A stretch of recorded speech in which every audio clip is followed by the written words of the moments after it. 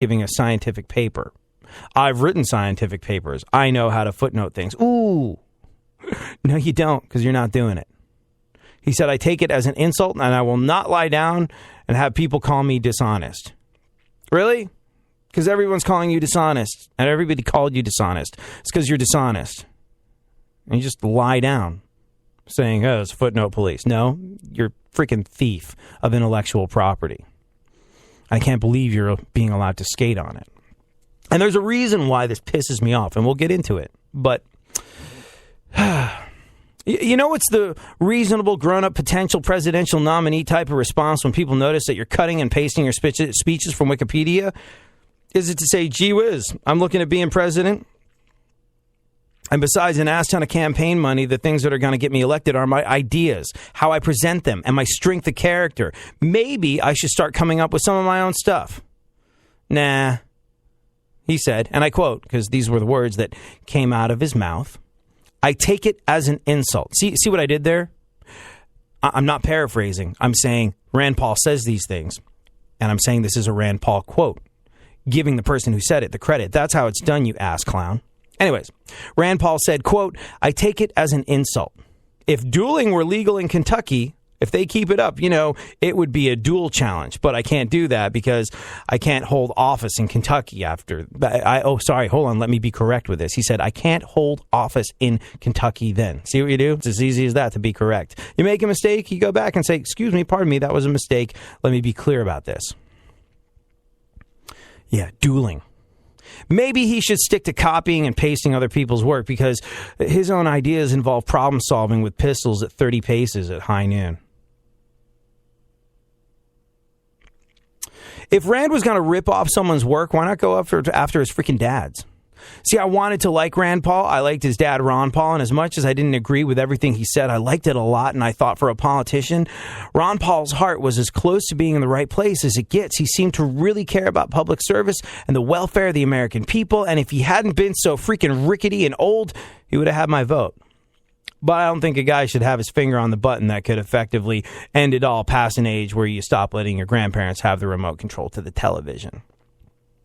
And there was this hope that you look at Rand Paul, and this hope is, hey, maybe he can be like Robo-Ron, the $6 million Paul. We can rebuild Ron Paul, younger, stronger, faster, with significantly less chance of having to leave important presidential functions because he made the mistake of drinking prune juice before the Senate committee hearing and needs his adult diaper changed. I think the hope was that you just have Ron Paul's ideas and level of integrity passed on to the next generation and we'd be off to the races. Yeah, not so much. Washington Times was like, yeah, we're not going to be carrying your stuff anymore. So why does this burn me personally? Well, this is a dealio. This is why it pisses me off. Before I was doing radio full time, I was a writer. Let me back up. I was in a band. We lived the dream. There was a bidding war over my band when I was a teenager. I came to America from England, where I grew up, played 2 shows in New York, 1 in L.A. The record industry lost its mind. Major labels threw more and more ridiculous offers at me for a month straight until I signed with a label whose president, a guy who signed Soundgarden and The Police and Sheryl Crow, looked me in the eye and said, I'm not letting your album sell anything less than 10 million copies. I put out a major label record. I toured the world. I had a grand old time. And at the end of it, I was like 23, 24-year-old guy with a lot of tax debt and a resume that said singer in a rock band. I didn't even have a band. And I had to do anything I could to make ends meet. I worked in warehouses. I did some work on roads. I delivered pizzas. I had one very humbling moment where I delivered a pizza to the $1 million studio where I recorded my albums. And that sucked. I DJ'd everything from swanky New York City clubs to the worst and cheesiest weddings and bar mitzvahs ever. I worked anywhere doing anything I could not to have to go onto welfare to survive. And one of the things I started doing right as I was getting into radio was writing. I was asked by a magazine that was still under the impression that I was musically relevant to write a list of 10 songs that were important to me. After I wrote that, they're like, hey, your writing doesn't suck. Want assignments?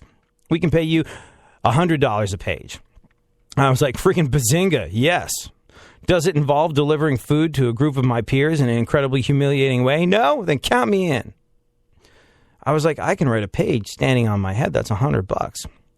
Here's the thing. Writing is tough. You have to have an idea. Call your editor. Run it by them. Retool them. You have to fit it into the publication's agenda. Research. Write. Credit your sources properly. Rewrite. Get an interview. Transcribe a half-hour interview onto paper and make a guy like Nikki Sixx, who speaks in half-hour run-on sentences that make perfect sense in person, look correct when you type them out. Writing is hard work.